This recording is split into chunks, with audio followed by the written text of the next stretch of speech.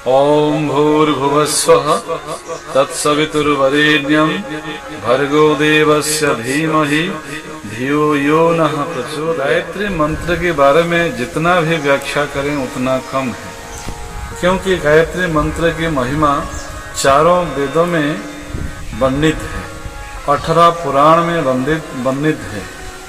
ऐसा कोई आर्ष ग्रंथ नहीं है, हमारे भारतीय संस्कृति में ऐसा कोई पुराण नहीं है, ग्रंथ नहीं है, साहित्य नहीं है जिसमें गायत्री मंत्र की महिमा के बारे वर्णना नहीं की गई हो। और सारे के सारे महापुरुषों ने भी गायत्री मंत्र की उपासना किया, भगवान राम ने भी किया, भगवान कृष्ण ने भी किया। और गायत्री मंत्र के बारे में अगर विस्तार से चर्चा करेंगे तो बहुत लंबा समय लगेगा। आइए गायत्री मंत्र की जो कुछ अक्षरिक अर्थ, भावार्थ और शब्दार्थ के बारे में चर्चा करते हैं। सबसे पहले गायत्री क्या है? गायत्री गयान्त्राण इति सा गायत्री। गय अर्थात प्राण, त्रि अर्थ त्राण, जो प्राण को त्राण कर लेता है उसी को गायत्री कहते हैं। इसीलिए गायत्री मंत्र प्राण को त्राण करने के लिए गायत्री मंत्र की उपासना किया जाता है। गायत्री मंत्र सद्बुद्धि की प्रार्थना है। गायत्री मंत्र में 24 अक्षर हैं, जैसे तत्सवितुर्वरेण्यं भर्गो देवस्य धीमहि धियो यो नः प्रचोदयात्। उससे पहले प्रणव ओम का मंत्रोच्चार किया जाता है। उसके साथ साथ भूर्भुवः स्वः व्याहुति को जोड़ दिया गया है। व्याहुति अर्थात स्वर्ग, मर्त्य, पाताल, उत्पत्ति, स्थिति, लय, ब्रह्मा, विष्णु, महेश, आदि, अंत और मध्य। कहाँ आदि है कहाँ अंत है ये नहीं मालूम है, परंतु जो ओम रूपी प्रणव अक्षर ब्रह्म कण कण में व्याप्त है, तीनों लोकों में व्याप्त है, सृष्टि के ऐसे कोई स्थान नहीं है जहाँ व्याप्त नहीं है, उस सत्ता को प्रार्थना करने के लिए गायत्री मंत्र में वर्णित किया गया है। जैसे तत्सवितुर्वरेण्यम, वह शक्ति को जो सविता की तरह कण कण में व्याप्त है, सर्वव्यापक है, उस सत्ता को ध्यान करें। तत्सवितुर्वरेण्यम, उस सविता शक्ति को वर्ण करें। वर्ण करने से भर्गो, हमारे अंदर की जो पाप ताप कसाय कलमश है उसको जला करके भस्म कर देता है। भर्गो अर्थात जला देना।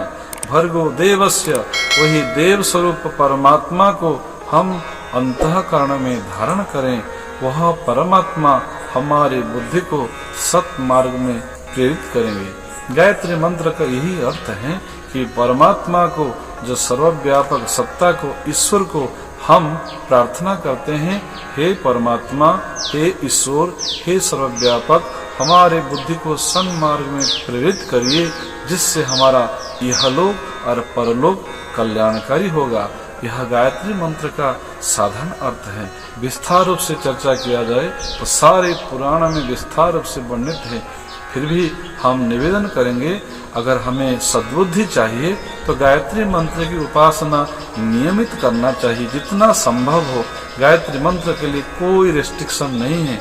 वर्तमान युग के युग से वेदमूर्ति तपोनिष्ठ पंडित श्री राम शर्मा आचार्य, जिन्होंने गायत्री परिवार का उन्होंने निर्माण किया है, वही उन्हीं के सिद्धांत के आधार पर हर व्यक्ति को आज के समाज में सद्बुद्धि की जरूरत है। इसीलिए गायत्री मंत्र की उपासना करना भी बहुत जरूरी है।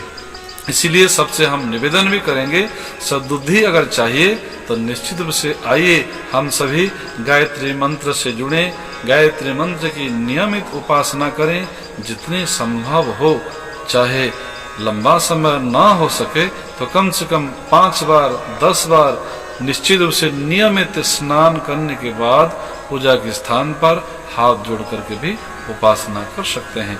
गायत्री मंत्र उपासना करने से क्या चमत्कार होता है आप स्वयं करें और अनुभव करें, यही मेरा सबसे निवेदन है। आइए इसी तरह का आप जो जीवन में जुड़ी हुई सभी तरह की समस्याओं को समाधान करने के लिए विचार इस चैनल के माध्यम से आपको मिलता रहेगा। जैसे कि केवल आध्यात्मिक विचार ही नहीं है, कैसे हमारा स्थूल शरीर को स्वस्थ रखेंगे, मन को कैसे शांत रखेंगे, स्वस्थ रखेंगे, हमारा विचार को कैसे संस्कारित करेंगे, जीवन को कैसे हम कल्याणकारी करेंगे, जिससे हमारा इहलोक परलोक परिवार समाज उत्कृष्ट बन सकता है। ऐसे विचार इस चैनल के माध्यम से आपको समय समय पर मिलता रहेगा। आइए, इस विचार आपको अगर अच्छा लगा हो, इस चैनल को अवश्य सब्सक्राइब करिए, इस वीडियो को लाइक करिए, शेयर करिए, आगे बढ़ाइए, जिससे आपका भी कल्याण होगा, औरों का भी कल्याण होगा। धन्यवाद।